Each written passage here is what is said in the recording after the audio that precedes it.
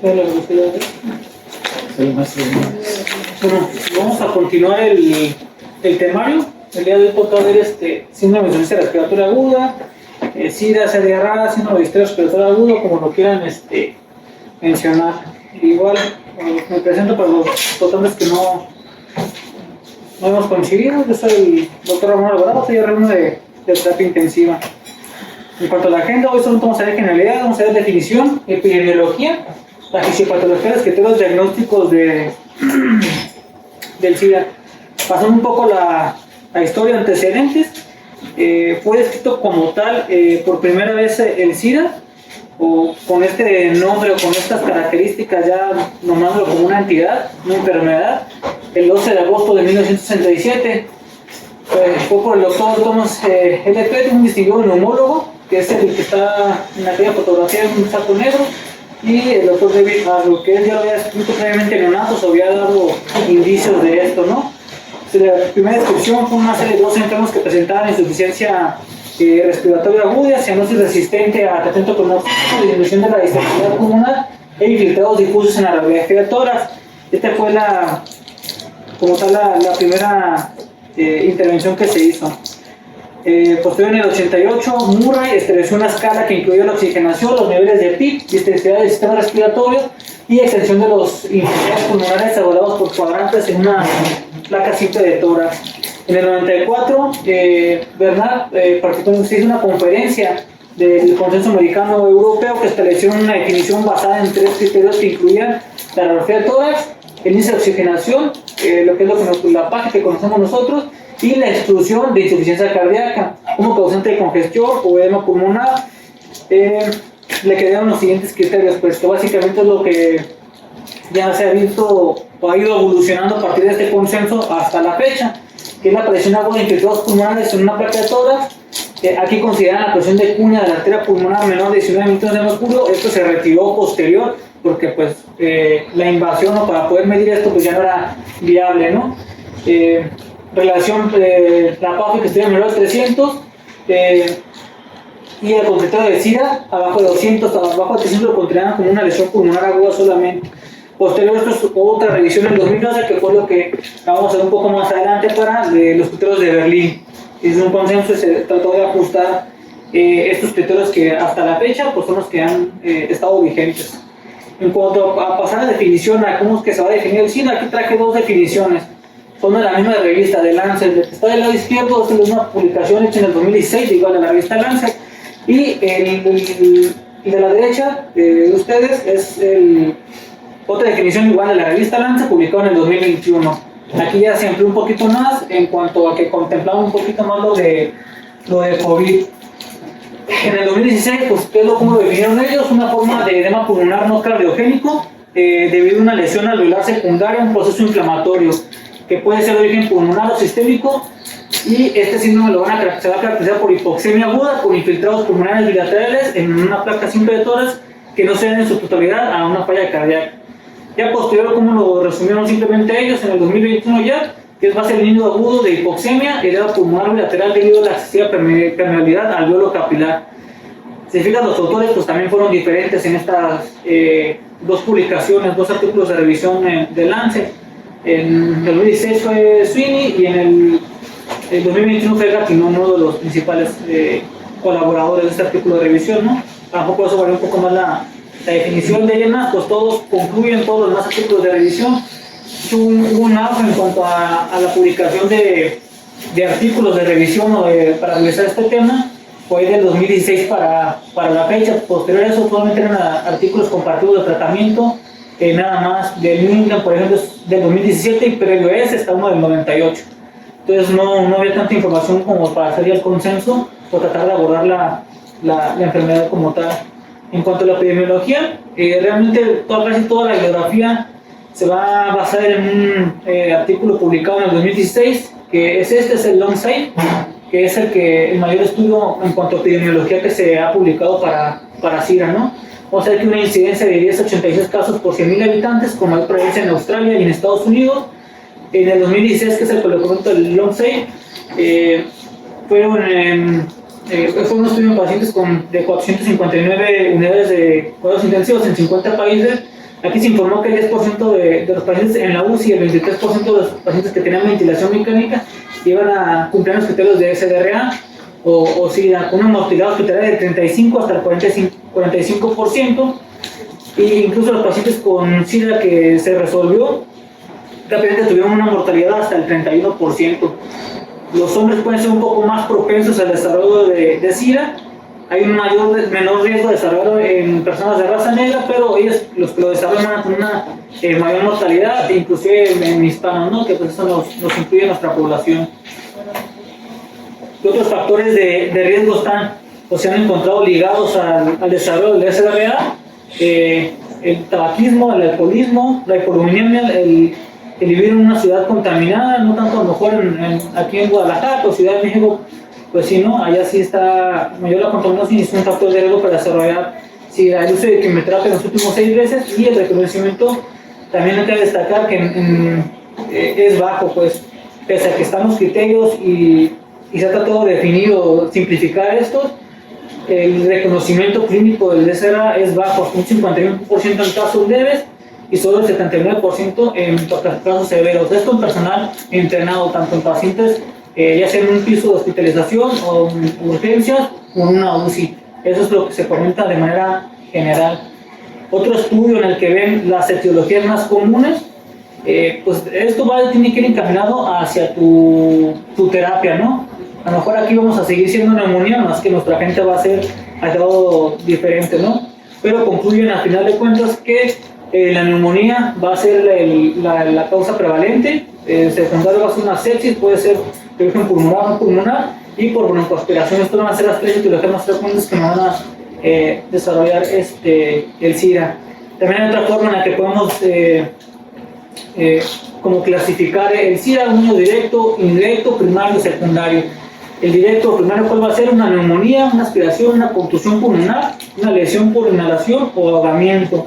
Indirecto va a ser sepsis de origen no pulmonar, trauma, choque hemorrágico, pancreatitis, un paciente quemado, un gran quemado, sobredosis, realmente mencionan que cocaína, cristal, transfusión masiva y una bypass cardiopulmonar. Aquí, por ejemplo, te dicen que el desarrollo del SIDA, si lo va a presentar nuestro paciente, generalmente va a ser de las 24 a las 48 horas posterior al inicio de la sintomatología. También otra cosa que se tiene que hacer son los mimics SIDA, igual así como tenemos para EBC los mimics, también lo tenemos para SIDA, que se tienen que descartar para tú poder decir que nuestro paciente o estar concluyendo que sí nos estamos acercando a lo que es el SDRA, ¿no? Tenemos que descartar una falla cardíaca, una hipotensión artificial, una enfermedad del tejido conectivo, un síndrome de sintetasa, polimiositis, una hemorragia alveolar, una lesión pulmonar inducida por drogas, cáncer y tuberculosis, ¿no? Lo principal. Ese es un artículo que igual me pareció interesante. Aquí abordaban como complicación del paciente que ya tiene SIDA, si a lo mejor no fue por neumonía, si fue por otra causa, si fue por choque, si fue por trágico, fue por sepsis de origen pulmonar. Tienen igual esos pacientes riesgo por estar simplemente en la UCI, más aparte del SIDA, de desarrollar una neumonía.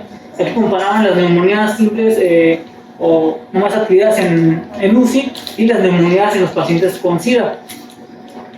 Y si se fijan, pues es muy similar la prevalencia con pseudomonas, estafilococo, klebsiella, y solamente en pacientes con SIDA pues, se incrementó un poquito más en cuestión de Acinetobacter, que si a lo mejor pasamos a lo que tenemos nosotros en nuestra UCI, pues a lo mejor con Acinetobacter baumannii pues se incrementaría todavía más, ¿no? Que a lo mejor eso es lo que nos ha tocado, o al menos esa es lo que yo considero en cuanto a nuestra UCI, que va a haber mayor prevalencia o va a ser la causa principal del SDRA en nuestros pacientes, ¿no? Es neumonía con aislamiento de Acinetobacter baumannii. Realmente pues estafilococo aureus nunca hemos aislado aquí, salvo que está multisensible. Pseudomonas sí se ha aislado, pero realmente nos ha tocado un caso, si acaso, casi todo lo demás ha sido pero Acinetobacter baumannii, ya sea que venga de piso el paciente o que lo hayamos tenido, se haya infectado aquí el paciente, no lo haya adquirido.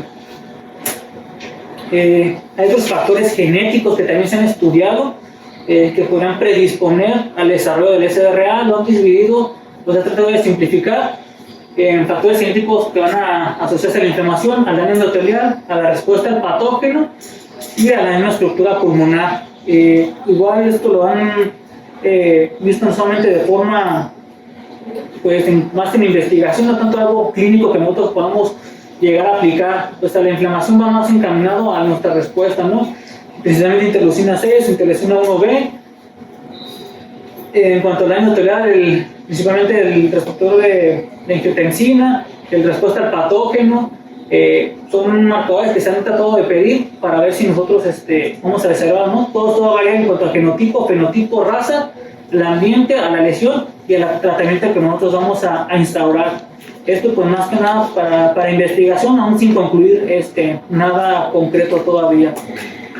En cuanto a la fisiopatología, desde el 67, cuando se empezó a definir lo que era el SIDA, se contemplaba lo que se llama daño lobular difuso, que esto van a ser hallazgos histopatológicos de daño endotelial con exudado y presencia de membranas hialinas y o fibrosis, que antes esto era lo que se tomaba en cuenta para hacer el diagnóstico, que tuvieras un estudio histopatológico, que se haya biopsiado ese pulmón para tú poder hacer el diagnóstico de SIDA. O sea, ¿cuántos pacientes ahorita actualmente se les hace biopsia para hacer el diagnóstico? O sea, ninguno, ¿no? Pero es lo que se describe en la bibliografía, y así toda la fisiopatología se ha escrito para tratar de entender la enfermedad. Los estudios patológicos que se hacían en pacientes en autopsias por biopsias pulmonares, ¿no? Tratando de entender esta fisiopatología. Al final de cuentas dividieron estas fases patológicas en tres: una fase exudativa, una fase proliferativa y una fase fibrótica. La fase exudativa, que es cuando veíamos las maniobras de reclutamiento alveolar, si nosotros consideramos que vamos a hacer una maniobra de reclutamiento alveolar, tendría que ser en esta fase, que es en los primeros 7 días, según de que tendría que ser en las primeras 48 años. No va a ser una fase temprana, en lo que vamos a tener edema intersticial, capilar e infiltrado de neutrófilos. Posterior viene una fase proliferativa, que aquí varía, puede ser desde una semana hasta 3 semanas, la fase fibrótica de 3 semanas hasta 3 meses, no comentan. Que nosotros cuando vamos a tener a nuestro paciente, pues en la fase exudativa, que es cuando lo vamos a tener, y se va a tener que instalar un tratamiento. En cuanto, continuando con la fisiopatología, vamos a tener demasiados cambios en el alveolo, ¿no? En cuanto al intercambio gaseoso derivado del cambio de la estructura del alveolo, va a haber un deterioro en este intercambio, ¿no? Incrementando el trabajo respiratorio, la disnea y dándonos la falla respiratoria. El edema alveolar, que vamos a tener esta inundación, esta extravasación de líquido, junto con la lesión de la vasculatura pulmonar, genera todo el espectro de las anomalías que vamos a tener en la ventilación de perfusión de estos pacientes, desde áreas reducidas a la ventilación, a la perfusión, hasta un incremento del espacio muerto. Ahorita más adelante tengo una imagen para tratar de explicar todos esos cambios estructurales. También va a haber diferencias regionales en la densidad pulmonar a la ventilación, que esto lo vemos más en la tomografía. Un paciente que está con mayor extravasación del líquido en estas áreas, simplemente basales, y van a ser áreas que no van a estar aireadas. Un paciente que a lo mejor ya se le puso un poco de presión positiva y ya hay un poco más mayores áreas aireadas, ¿no? en el pulmón. En cuanto a la mecánica respiratoria, en el SRA va a haber un aumento de la permeabilidad y la pérdida de surfactante, que esto va a hacer que algunos alveolos se inunden y se vuelvan imposibles de reclutar o poco reclutables, ¿no? Y esto no va a ser de una manera pues homogénea, va a haber zonas heterogéneas en todo el pulmón, como ya lo hemos visto en las clases de PIB, en la de reclutamiento alveolar, ¿no? El volumen pulmonar restante para el intercambio de gases se reduce y la extensividad pulmonar se va a reducir, aunque puede variar ampliamente según la gravedad de la enfermedad, desde 5 hasta 40 la extensibilidad, ¿no? Vamos a tener una disminución en la capacidad residual funcional, se va a reducir hasta un 20 o un 30%. También otros conceptos en cuanto a regiones aireadas y las no aireadas. En cuanto al tejido pulmonar normal en relación a esto, vamos a eliminar el pulmón de bebé en el cuerpo de un adulto, o un long baby, ¿no? Como lo trataban de explicar en uno de los artículos que veías, pues básicamente la imagen contemplaba que esto era un pulmón, ¿no? Se le metía presión positiva, se aireaba y se expandía adecuadamente. En un pulmón que estaba colapsado, se metía presión positiva y repercutía en todos los alveolos que estaban a su alrededor. Si bien a lo mejor ese alveolo no se alcanzaba a airear, todo lo que estaba a su alrededor repercutía y causaba un estrés en esa área pulmonar, ¿no? Vamos a tener que haber una depuración de líquido alveolar y linfático. La capacidad va a estar disminuida por estas alteraciones en los canales epiteliales de sodio, en el surfactante, y no vas a poder depurar adecuadamente este líquido, ¿no? Que esto es lo que se trata de explicar en esta imagen. Pues tenemos el intersticio, pues el alveolo, el capilar, y se va a ver alterado principalmente pues el canal epitelial de sodio, que nos va a ayudar a transportar con una bomba sodio-potasio electrolitos iones, un canal de las acuaporin para eliminar el agua, y esto se está de manera normal, fisiológica, lo que está pasando normalmente. Se daña esto y no se elimina el líquido y se empieza a acumular en el alveolo, ¿no? Que es lo que nos va a dar cuando hay hipoxia, hipercamia y células proinflamatorias. Más esquematizado viene mejor en esta revisión del Nature, ¿no? Aquí, esto es lo normal en el alveolo, ¿no? Que es lo que les comentaba. Tenemos primero surfactantes secretados por los cuerpos lamelares. En estos mismos neumocitos tipo 2 vamos a tener los canales epiteliales de sodio, de cloro, perdón.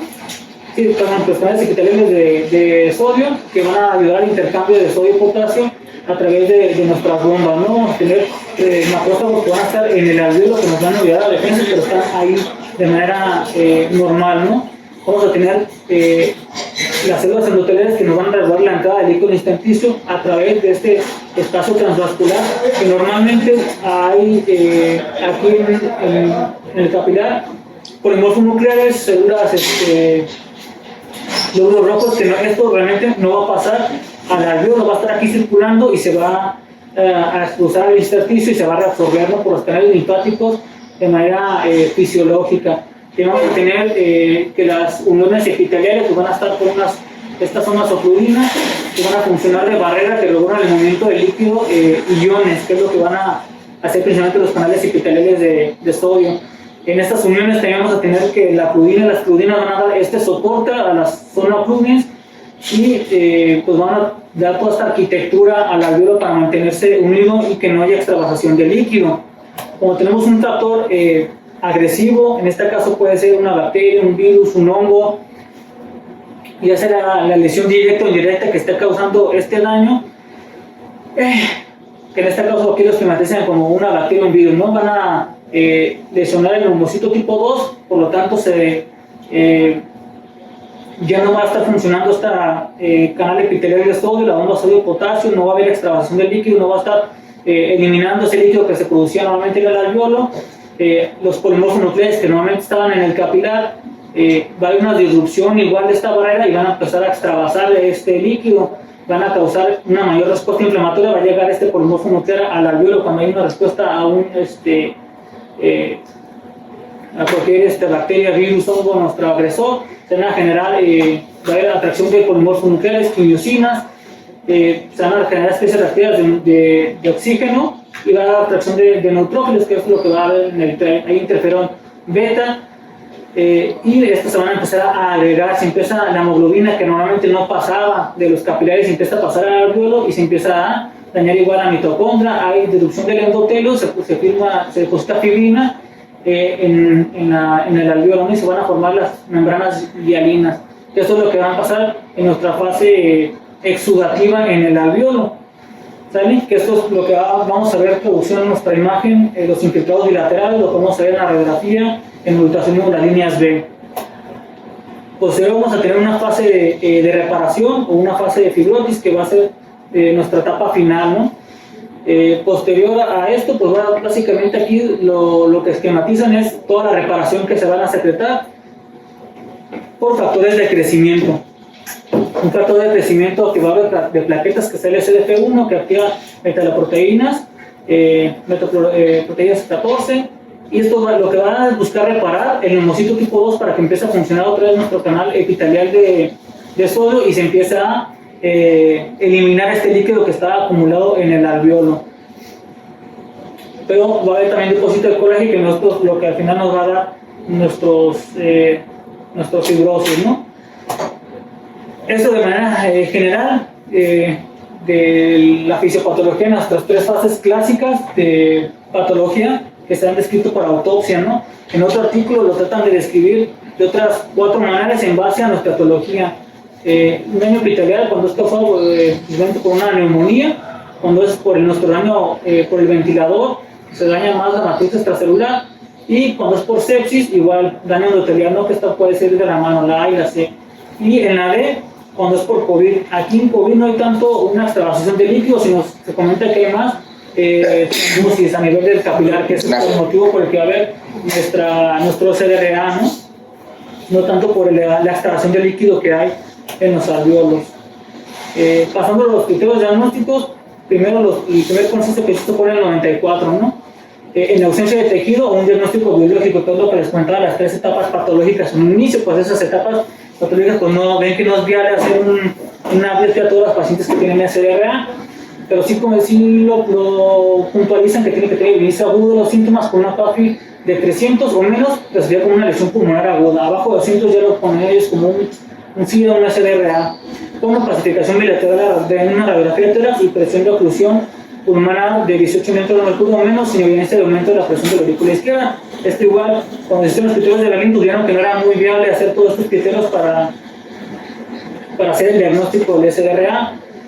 Posterior en 2002 se hicieron estos criterios de Berlín, que ya lo ponen como breve el tiempo, la imagen de tórax y origen del edema pulmonar y la oxigenación, ¿no? Leve, moderado y severo. Por tiempo tiene que ser dentro de una semana del daño clínico o el empeoramiento de los síntomas respiratorios, con un mayor pico de las 24 a 48 horas, que la mayoría de los pacientes, hasta un 90% lo van a presentar en esta etapa, sin embargo puede extenderse hasta una semana. En una radiografía de tórax, las opacidades bilaterales no explicadas completamente por un derrame pleural, ¿no? Y el origen del edema pulmonar, que no está explicado completamente por una causa cardíaca o sobrecarga de líquidos. Esto fue en 2016, cuando no estaba tan en auge lo del ultrasonido. Posterior, en 2016, hace otro consenso, que son los criterios de Kigali, que eso también lo vamos a comentar ahorita. Pues, en cuanto a la oxigenación leve, moderado y severo, pues eso ya lo hemos visto a lo largo de toda la carrera, ¿no? Leve de 300, de 201 a 300, moderado 101 a 200 y abajo de 100 ya se considera severo. Posterior, en 2016, se hicieron otros criterios, que son los criterios de Kigali. Aquí se hicieron un hospital en África, realmente porque vieron que no tenían recursos para estar sacando las páginas de estos pacientes, no tienen a lo mejor los ventiladores para poder decir, mi paciente tiene requerimiento de PIB arriba de 5 y por eso tiene dentro de los criterios que cuando tomaban en Berlín, ¿no? Entonces, en los criterios de Kigali, en cuanto a tiempo de origen, los comentan similar a los criterios de Berlín, igual en radiografía de tórax, opacidades bilaterales, igual similar a lo que está en Berlín. Y aquí meten un poquito más del ultrasonido, que ya está explicado por derrame, o sea, que tengamos el ultrasonido en la radiografía, que les explique, que tengamos las opacificaciones, ¿no? Y aquí comentan más lo de la oxigenación, no tanto por presión arterial de oxígeno, sino por una saturación por pulsiometría entre la FiO2, y nos da algo similar a lo que tenemos con una PAFI. No es 100% exacto igual que la PAFI, pero es un equivalente parecido. Cuando no tienen sin el requerimiento de PIB, este paciente puede tener o no el requerimiento de PIB por estas ciudades en las que no hay pues el recurso, ¿no? Que estos criterios pues, básicamente nosotros no los vamos a aplicar nunca, porque nosotros sí tenemos la forma de utilizar los criterios de Berlín, pero son los criterios con los que se han utilizado. Pues todos han intentado desarrollar pues predictores de decir qué paciente que yo tengo puede llegar o no a desarrollar el SDRA. De los pocos que se han intentado hacer, pues es el predicción de lesión pulmonar o el IX, que es Score Lung Injury. Aquí realmente pues tampoco concluyeron mucho con un aporte prospectivo de 5.584 pacientes, en el que 7% del aporte desarrolló el SDRA, lo que resultó en un valor predictivo negativo. Dan puntajes a estas variables que acá les pongo: si tu paciente está chocado, si aspiró, si está séptico, tiene neumonía, una cirugía ortopédica de columna, abdominal, cardíaca, vascular, aórtica, le dan ciertos puntajes. Aquí pues para que nuestro aquí me equivoqué, es menor de 4. Puse un LIPS de menor de 4, predijo con una sensibilidad específica del 69-78% de que nuestro paciente no va a desarrollar el SDRA. Y esto lo traspolamos a lo que tenemos aquí el 80% de nuestros pacientes en la UCI, que son un trauma cerebral, que tienen contusiones pulmonares o que está chocado, pues básicamente todos tienen arriba de 4 puntos y los criterios pues básicamente ya no funcionan. Pues esto es un valor predictivo negativo. Entonces, pues si están abajo de 4, sí nos dice que probablemente los pacientes no desarrollan el SDRA, pero si están arriba de 4, pues ya no nos van a funcionar, y básicamente vamos traspolándolo. Pues si el paciente está obeso, pues ya no, que es nuestra población, pues ya tiene aquí un punto. Si está chocado ya tiene 3 puntos, y si tuvo una lesión, un TC, son 2, ya son 5, pues ya el criterio deja de funcionarnos a nosotros. Aquí lo que ayuda pues es que si es diabético le restas 1.5. Entonces también eso en nuestra población pues todos van a ser, la mayoría van a ser diabéticos, ¿no? Los radiografías, lo que se comenta principalmente posterior a la pandemia que estuvo con COVID, comentaron, también podemos utilizar la escala de Bragg, que se suman los productos de consolidación y decían para cada cuadrante en una radiografía, se suman una puntuación máxima van a ser 12 puntos para cada cuadrante, lo que da como resultado una puntuación total máxima de 48, ¿no? Y van dando ninguna 0 puntos menos del 25% afectado, 1 punto del 25 al 50, 2 del 50 al 75 y 3 puntos, perdón, 50 al 75 3 puntos, y 9 al 75% 4 puntos. Y de esos puntos vamos a dar si está nebuloso, si lo vamos 1 punto, moderado 2 puntos, y si está muy densa 3 puntos. Aquí, por ejemplo, también hay muchos, en cuanto a si está retrasado el diagnóstico o no en el SDRA, ¿cuál aquí sería una radiografía de un paciente con SIDA? Pues porque aquí así lo esquematizan los artículos, de que hay un retraso en el diagnóstico del SDRA, más en el leve que en el severo, pues. La A o la B, ¿cuál sería más o menos la que tú dirías? ¿Este es el que tiene SIDA o este es el que tiene otra etiología? La A tiene infiltrados algodonosos de tipo nodulares más diseminados, parece que está más congestiva y pues está distribuida en los 4 cuadrantes. Al menos se me parece el A. Correcto, esta es la imagen de un paciente típico con SDRA, pero en el severo es donde menos había fallas en el diagnóstico. ¿Por qué? Pues a lo mejor era muy evidente ver los infiltrados bilaterales que estaban parcheados. El paciente del B es un paciente con falla cardíaca. Hasta se ve más delimitado la silueta cardíaca y todo, ¿no? Y está un poquito más ecualizado el flujo, ¿no? Pero pues aún así, aunque pareciera como que muy obvio, todos los artículos de radiografía dicen que personal experto en UCI, en hospitalizado, en centros de SDRA, sigue habiendo un infradiagnóstico en SDRA. También vamos a identificarlo por tomografía de tórax, van a ver 3 patrones radiográficos, una morfología focal con dominancia basal dorsal de consolidaciones, que es lo que les decía, se llama en las bases, una morfología parcial con hilos de consolidación o hilos de lustrado, separadas por áreas intactas. Entonces, los lóbulos de una morfología difusa con participación similar a todos los lóbulos sin ningún gradiente claro, que es lo que vamos a ver aquí, pues, ¿no? Aquí se columna de un ultrasonido, por ahorita vamos a hablar, que va a ser principalmente en las bases y no va a ser una distribución homogénea, va a ser heterogénea la alteración que vamos a tener en estos pacientes, que es lo que va a dificultar el tratamiento que se va a ver más adelante, ¿no? Otras formas en las que se ha intentado abordar a los pacientes, ya con lo que ya tenemos ahorita, es el ultrasonido pulmonar, que aquí, que fue lo que nos comentaron en una de las clases que tuvimos previamente, pues, el LUS Score, que si bien no nos sirve para hacer diagnóstico porque nos va a ver si tiene o no líneas B nuestro paciente que está ahí, extravasación de líquido, se correlaciona muy bien para el paciente que se va a reclutar. Pues, si estamos viendo las líneas B y se recluta el paciente, pues ya no vamos a ver esa mejoría, ¿no? Que esto es lo que vamos a ver en el ultrasonido, que van a ser las líneas B, pues, líneas verticales, más de 3 en un cuadrante para que sea positivo. Pero no nos van a servir para hacer el diagnóstico, no van a servir para, en dado caso que tenga reclutamiento, o al menos es lo que se comenta en cuestión de SDRA, ¿no? Que dicen los últimos pasos para esto. Otros biomarcadores inflamatorios que se han tratado de investigar para ver si nuestro paciente tiene SIDA o no tiene SIDA. Ninguno de estos ha concluido que es específico para el SDRA, todo va a ser pues, en base a la inflamación.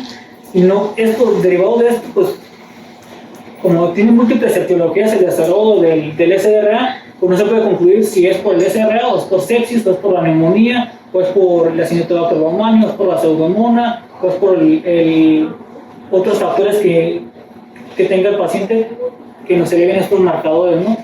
Aún así se han tratado de subclasificar estos biomarcadores, ¿no? Más para investigación que para un uso clínico para nosotros, ¿no? Que va a ser por daño renal una semilla de proteína surfactante D, El receptor soluble para productos finales de filtración avanzada, la angiopoyetina 2, que esta sí se ha visto que fisiopatológicamente se altera o se disminuye y nos va a alterar la estructura del alveolo, ¿no? Y el factor de von Willebrand. Todo esto pues, está asociado a, por ejemplo, a daño endotelial y se asocia más a sepsis. De von Willebrand se asocia a peor pronóstico, pero nada de esto para hacer un diagnóstico o ayudarnos a descartar si nuestro paciente tiene SIDA o no tiene SIDA. Otros de marcadores inflamatorios, si los vemos, pues no se incrementan solamente en pacientes con SDRA, así interleucina 1, B, 1, 1, 6, 8, 10, factor de necrosis tumoral, asociados igual a peor pronóstico. Todos estos, sin ser específicos para el desarrollo o para hacer diagnóstico de SDRA. Entonces, si vemos todo lo que tenemos de SIDA, pues es más clínico y no ha cambiado mucho en cuanto al diagnóstico. Del 94 a la fecha se nos está tratando de simplificar por las múltiples etiologías que podemos tener en estos pacientes, ¿no?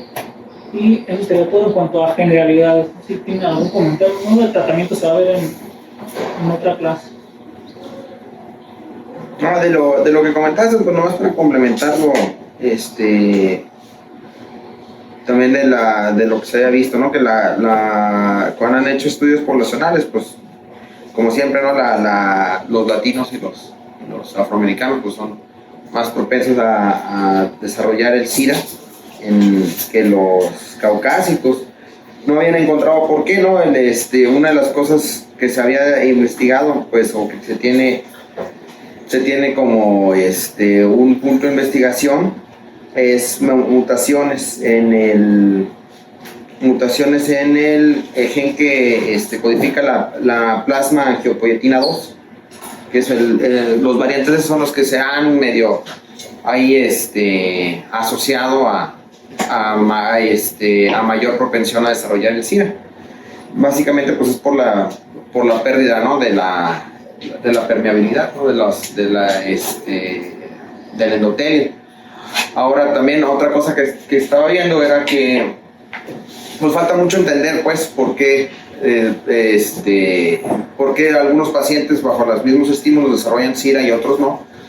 Pero una de las cosas que se me hizo interesante, pues, muchos modelos son en animales, pues, pero uno de los que vi era que decía, pues, los AT2 son, solamente es el 5%, cubre solamente el 5% de la superficie del alveolo, pero son en realidad muchísimo más células, bueno, el neumólogo ahorita me corrige, pero son muchas más células que las AT1, que son las que cumplen la función de barrera.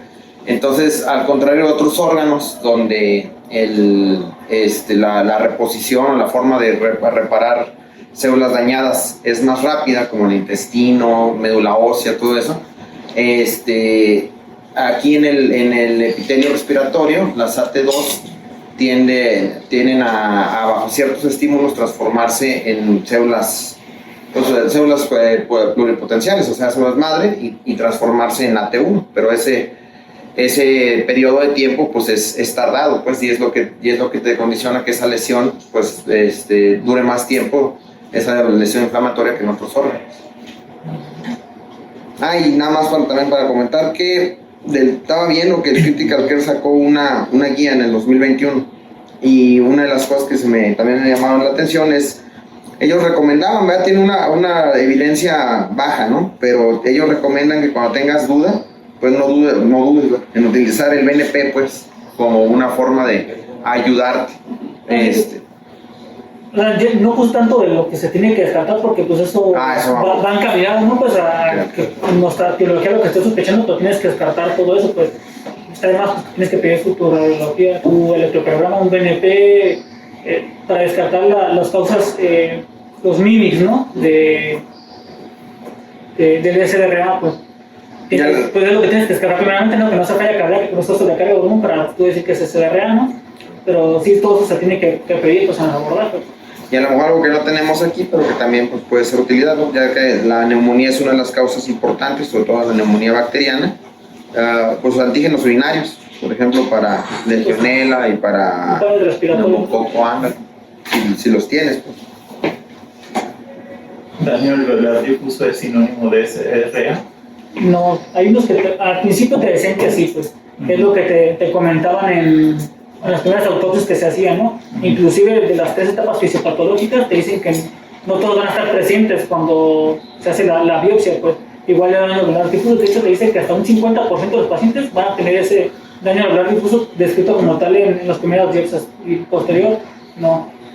Pero Sí. ustedes se han intentado entender la fisiopatología, pero sin concluir todavía nada, pues. Una de las diferencias con el consenso americano-europeo, ¿no? Ya con la de Berlín, De pues, Berlín. parte de, pues, daño alveolar difuso, como tú dices, no es sinónimo. De hecho, pues, como bien lo mencionas, ya cuando se hacen biopsias a los pacientes que murieron por SDRA, ya diagnosticado por los criterios de Berlín, ellos se dieron cuenta en un estudio, bueno, la bibliografía ahorita no la recuerdo, pero pueden checar en el libro de medicina crítica basada en evidencias que les mandé, ahí aparecen las referencias. En los últimos estudios que ellos hicieron, vieron que, ya ves que el SDRA se puede dividir en leve, moderado y severo, ¿no? Los pacientes que morían con SDRA leve, moderado y severo, conforme iba progresando la enfermedad, tenían mayor prevalencia a desarrollar daño alveolar difuso. Y a la conclusión que llegaron los autores fue que encontraron más daño alveolar difuso, sobre todo en la década en la cual se manejaban los pacientes con volúmenes tidales elevados. Pero ya en las últimas décadas ellos ya no encontraron tanto esa lesión a nivel alveolar, y ellos pues llegaron a la conclusión de que fue a que ya se maneja pues mejor a los pacientes con volúmenes tidales un poco más restrictivos, dándoles mayor protección, volúmenes oscilantes entre 4 y 6 mililitros por kilogramo de peso. Entonces ellos creen que no es parte de la fisiopatología per se del SDRA, sino más bien a que antes nosotros mismos, por los volúmenes tidales elevados, ocasionábamos ese daño, y que por lo tanto ellos concluyen eso, que ese daño es más bien por la lesión que nosotros mismos inducíamos con el ventilador, y no tanto por el proceso fisiopatológico per se del SDRA. De hecho, en el estudio que mencionaste en el 11, menciona que hasta el 40% de los pacientes que se incluyeron en ese estudio estaban tratados con medidas inadecuadas. El 40.1% de los pacientes no siquiera se medía la presión meseta y se buscaba llevar a ciertas metas de protección Es que alveolar. toda la fisiopatología la estudiaron por ahí de los 90, de los 80, en biopsias de pacientes que fallecieron, post-mortem. Entonces, por eso es que como que todavía no se dilusa, como dice López, ahorita ya dicen que ya no es tanto el daño alveolar difuso, y en los 90 decían que casi todos los pacientes tenían que tener este daño alveolar difuso por biopsia, que es los criterios que tenían, pero realmente no han podido entender bien la fisiopatología. Y las revisiones, no todas las que chequean ya recientes, pues de estos últimos 4 años, pero previo a eso, los últimos artículos eran de los 95 al 2000, pues, de artículos. Y todos concluyen eso, todo lo que dicen antes, pues mucho, a lo mejor la fisiopatología era causada por el VILI, más que por el mismo SDRA, pero como ya no han seguido haciendo autopsias en estos pacientes, pues ya no se ha podido dilucidar bien la fisiopatología o los cambios que va a tener este paciente, ¿no? A lo mejor la fase exudativa pues es más por el VILI que por la misma fisiopatología de la enfermedad, ¿no? Y acerca de los criterios que Kigali, bueno, estos no es un consenso como tal, se describieron nada más con un estudio unicéntrico, y de hecho se propusieron como una herramienta epidemiológica más que como criterios diagnósticos, por lo que mencionaste de que para que se utilizara para llegar al, pues, como medida epidemiológica en ciertos lugares, países donde no se tenían los recursos para poder hacer el diagnóstico bien de SDRA, en el que se requería pues, que los pacientes estuvieran ventilados con un pico al menos de 5, y en el estudio donde se hizo, pero en el hospital donde se hizo este estudio, que fue un hospital de Ronda que tiene nada más 6 ventiladores, 6 de los 11 que tienen en toda la ciudad.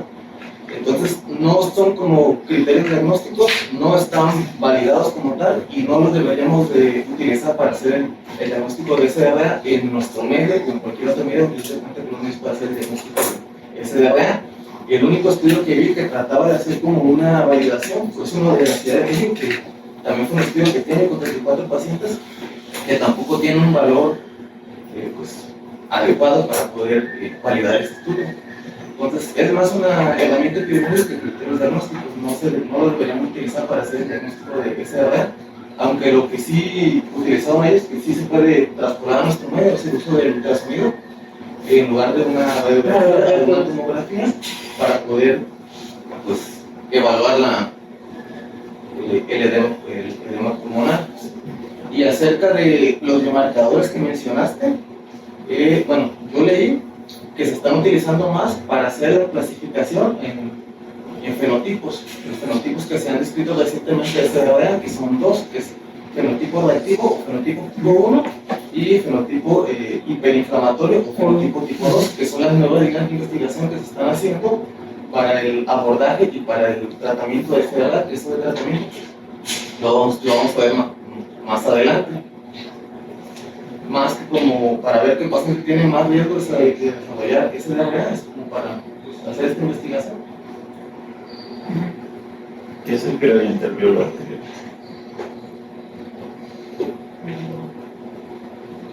En tus palabras, no necesito la definición técnica. Pues va a ser, nos va a producir pues, la ecoventilación que va teniendo, se va ampliando ese gradiente, todos estos temas que vamos a tener aquí, ¿no? En todo este edema, pues no va a haber la difusión y se va ampliando el gradiente, ¿no? Una diferencia entre la concentración de oxígeno a nivel del alveolo y de la capilar, ¿no? Sin Básicamente, ajá. Y en estos pacientes con SDRA, ¿cómo está? ¿Incrementado o No, disminuido? está incrementado, pues, puede llegar a tener hasta 500. ¿Y los shunts cómo están? Igual, hay variaciones en cuanto a los shunts que pueden estar pues, incrementados, disminuidos, que pueden estar igual para pues, diferentes aspectos fisiopatológicos de las etapas que puede llegar a tener. Okay. Con shunts, ¿a qué nos referimos en esa imagen? Pues básicamente es lo del el epitelio, los táctiles, y el intersticio, pues que igual esa extravasación del líquido va a impedir ese intercambio, esos vasos amplísticos que tenemos ahí, y no van a ver el uno de todo, pues, se incrementa, pues. ¿Hay shunts fisiológicos? Sí, las venas arteriales, que es la que se comentan normalmente, pues, los shunts fisiológicos, ¿no? Okay. Por eso entonces nunca va a ser, siempre va a haber mayor saturación, bueno, mayor concentración de oxígeno a nivel alveolar que en la capilar, ¿no? Por esos shunts fisiológicos. Okay. Y prácticamente en un paciente que tiene SDRA, cuando comienza la proliferación de fibroblastos o hay se incrementa pues esa cantidad de líquidos, pues hay menos difusión de oxígeno del alveolo al capilar. Y los shunts se dice que se incrementan porque prácticamente la sangre desoxigenada que pasa del ventrículo derecho, que llega a los capilares pulmonares, pues se va de largo, ¿no? O sea, no hace ese intercambio gaseoso. Entonces esos shunts pues prácticamente se incrementan. Pero encaminado pues al gradiente, ¿no? Si el gradiente está elevado, pues no van a estar... Van en relación. Pues que matemáticamente van en relación, pero ya tratando de relacionarlo con el sustrato del fisiopato del SDRA, donde tenemos obviamente lesión alveolar o ocupamiento alveolar por el acúmulo de secreciones bacterias, va a haber lesión en el alveolo, pues obviamente va a haber áreas que van a estar perfundidas, pero no va a haber ese intercambio gaseoso por este fenómeno. Con lo cual vamos a encontrar esa hipoxemia con pápidos disminuidas, el intercambio obviamente con gradiente alto y elevado por esas alteraciones de ventilación y perfusión. Como tú dijiste, pues dependiendo también de la fase en la que se encuentra el paciente, pues van a ser las diferencias que se van a ir encontrando en los shunts. Aunque igual aquí como tal, parece que todo comienza pues con la cuestión de tratar de identificar pues, esta patología, como tú dices, fue casi un postmortem, por lo cual la asociación de que era más asociado al Billy que hacia apreciar la patología que lo ocasionaba. Posteriormente ya se dieron cuenta que puede ser tanto causa primaria como secundaria por los diferentes mecanismos que mencionaste, ¿no? De lesión directamente del alveolo por virus, bacterias, el otro pues, de lesión en la membrana basal del alveolo, en la membrana como tal, en las que son por trombosis, así como por parte de coagulopatía por COVID, ¿verdad? Y bueno, en diferentes formas. Aquí, como tal, al principio se va complicando tanto con la cuestión histopatológica, pero el síndrome es muy complejo, como se dieron cuenta. no en todas las personas con las características les da SDRA, no a todas las personas de esta manera, y el momento en que cuando te encuentras ese espectro, porque te encuentras con el fenómeno del iceberg, ¿no? Que muy pocas personas, o sea, algunas personas desarrollan la patología y la entidad clínica, ¿sí? El síndrome como tal sigue siendo un síndrome, y la etiología sigue siendo múltiple variada, y las cuestiones, las cuestiones no quizá causales, sino contribuyentes a que una persona u otra desarrolle el SDRA y no otro tipo de personas, pues son todavía desconocidas. Pues algunas cuestiones, mencionan de las cuestiones moleculares y genéticas que menciona Alemán, sobre mutaciones sobre el gen de la angiotensina, bueno, angiopoietina, que había mencionado dos, y entre otras, pero aquí igual, al momento que ya tratan de simplificarlo todo como para tener aplicabilidad clínica, es de que pues comienza con la sospecha, ¿no? Con los primeros criterios, si fue en la etapa aguda, en la que se esperan los menos de 7 días, y tras el apoyo, como menciona en primera definición de Berlín, de apoyo a ventilatorio óptimo de las primeras 48 horas, y en el proceso de descartar de que no sea un contribuyente a la sobrecarga de líquidos o pulmonar, de ahí pues se parte todo. Por ahí la cuestión de la ayuda del BNP, entre otro tipo de situaciones, para poder dictaminar si es más falla cardíaca que SDRA. Otros artículos que leí en cuanto a este retraso que hay en el diagnóstico, si está interdiagnosticado, ellos recomendaban pues, que se hiciera un consenso entre varios médicos, ¿no? O sea, aquí, por ejemplo, que estamos con los escritos y todo, o sea, llegar a un consenso, pues que a lo mejor puede ser muy sencillo, pareciera muy sencillo, pero al final pues, no se concluye y no tiene. Pese a que también tenemos los pacientes con múltiples patologías, ¿no? Que pues van a dificultar o van a enmascarar el cuadro, pues te van a decir, no, pues es más por falla cardíaca por SIDA, ¿no? Pues, las recomendaciones que se emitían, ¿no? Sí, y que mientras el paciente tenga su sospecha y se encasille y descarte lo demás, pues sería la recomendación es tratarlo como lo recomiendan, ¿no? Con 6 por kilo, o núcleos bajos, altos, y, o sea, de 10, y darle soporte ventilatorio como tal, o sea, ya cuadrarse a las recomendaciones de ARSNET, de lo que se ha venido manejando con ventilación protectora.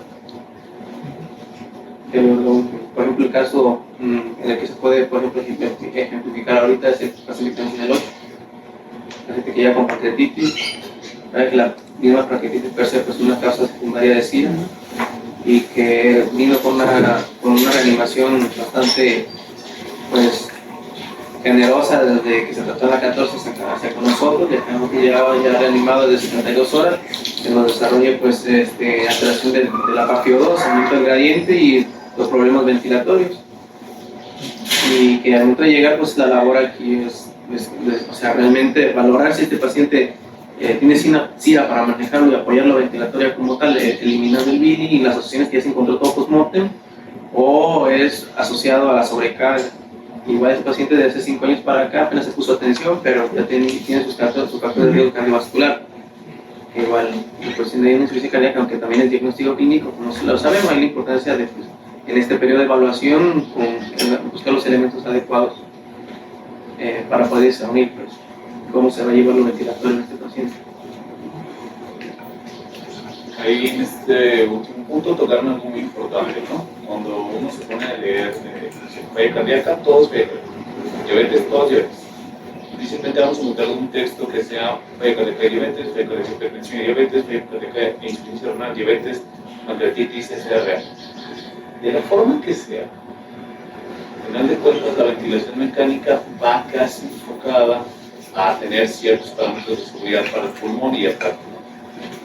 Y casi todos van a ser muy similares, pues, o sea, no hay como un tipo de ventilación que sea demasiado específica para insuficiencia cardíaca, que difiera mucho de aquella con pancreatitis, o sea, más o menos debemos de mantener ciertos parámetros. Te mencionaste LIPS, dijiste que, bueno, muchos de nuestros pacientes van a ser positivos, ¿ok? ¿Para qué nos sirven las herramientas de cribado? Para mantenernos alertas, no nos sirven para hacer diagnóstico, nada más es para saber, ok, si de los 14 pacientes que tengo, 14 tienen alto riesgo de SDRA, entonces yo tengo que estar revisando cómo va la PAFI, cómo va el gradiente arterial, cómo va el ultrasonido o la placa de tórax. Y en el momento que empiece a deteriorar, ya tengo que empezar yo a considerar si me estoy pasando de lanza con los líquidos, si estoy yo contribuyendo a ese daño pulmonar, o se trata únicamente de que, ok, está bajando esto, están subiendo los parámetros inflamatorios, está empezando a hacer fiebre, ya agarra una neumonía.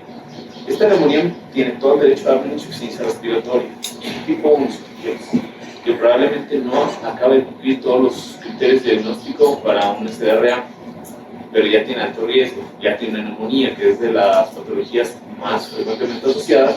Entonces, si no lo hicieran ahorita, lo va a hacer al rato.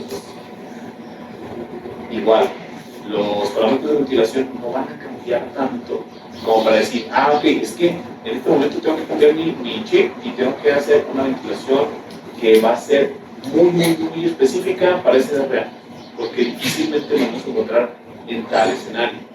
Lo que sí deberíamos de tener muy en consideración son las etapas fisiopatológicas que tú nos dijiste y, bueno, a la postre lo veremos en el tratamiento, los dos fenotipos de SDRA, para saber cuál paciente se va a beneficiar, por ejemplo, de líquidos, algo tan sencillo como líquidos, pues, cuál se va a beneficiar de una sustitución liberal o de una sustitución que sea mucho más restringida, ¿no? Entonces, en ese contexto, pues, yo podría empezar a tomar un poquito más de consideraciones, pero saber en qué momento la aplicación de presión positiva final de respiración me va a servir y cuándo no, y cuándo ya estoy ocasionando daño con estos reclutamientos que a veces sí suelen hacer, pues, porque, es que sí, va a responder esto, va a responder. Entonces, ya vimos parte de esto, vamos a tratar de localizarnos en tiempo. Cuando llega un paciente, yo creo que el paciente se empieza a deteriorar, entonces ya yo sé más o menos cuándo puedo aplicar tal o cual tratamiento. Alexis decía que los criterios de Kigali, que no son tan buenos, no los deberíamos aplicar, pero en Estados Unidos sí, pues ahí seamos realistas, ya nos quedamos sin biometría, ya nos quedamos sin electrónicos, no nos quedamos sin un montón de cosas, es más, nos hemos quedado sin las biometrías, hubo por ahí un periodo que no tiene esos nutrientes. Entonces, si no lo tienen, es así de sencillo, porque es de países pobres para países pobres, punto. Y no somos un país rico. Entonces, comentarios que no estaban validados. sí, estamos totalmente de acuerdo. Ahí no hay ninguna discrepancia. Pero, pues si no hay otra cosa, quizás vamos a llegar al punto en el que ni una u otra tenemos. A lo mejor el paciente no está ventilado en ese momento, pero pues, no está de más que los conozcan y que sepan que los podemos ayudar a aplicar. En Estados Unidos, bueno, definitivamente es una excelente herramienta que al menos en esta terapia todo el mundo lo está moviendo, lo empieza a mover, más o menos lo entiende, pues. Entonces, como que es algo que constantemente estamos evaluando y sabemos que funciona. O sea, como que ahí no hay nada más que evaluar, pues.